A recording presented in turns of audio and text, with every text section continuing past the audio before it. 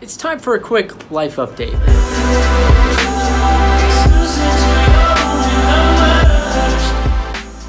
So much has happened in life and in business over the last couple of months, and I thought this would be a good week to share some of that. It's been about a month since I released my studio that I built, and the response has been really cool. People have been telling me that they've been very inspired by it, and to me, that's the biggest honor that I could ever get. If you haven't gotten to check that out yet, I'm gonna put all of this on the front page of my website. I just built out a Behance for that project, so you should go over and check it out. Another big change is that I've started to subcontract out work.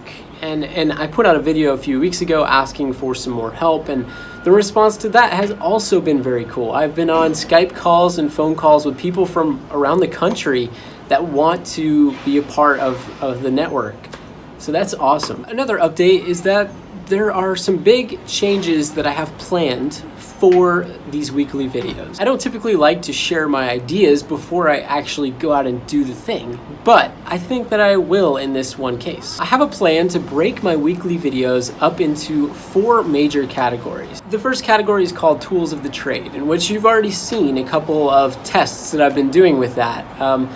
Tools of the Trade is basically a category where I talk about new and emerging tools for creatives. The second category is Trends. You know that I love to talk about trends. So this will be a category dedicated to the science behind them, my predictions on what's coming next, and the things that I think the world is going to latch on to, whether I like them or not. It'll just be a time to talk about those. The third one will be an interview category, where I meet with other creatives, whether it be digitally or in person, and we talk about them, and we get insight from them. And the fourth category will be my journal. I use these videos to document my life and my progression, and to use it as an outlet for me as somebody that works alone in a freelance world. And this has been such a great thing for me, and I want to continue to have that outlet. So those are the major things going on in my business life. But in my personal life, we just bought a house.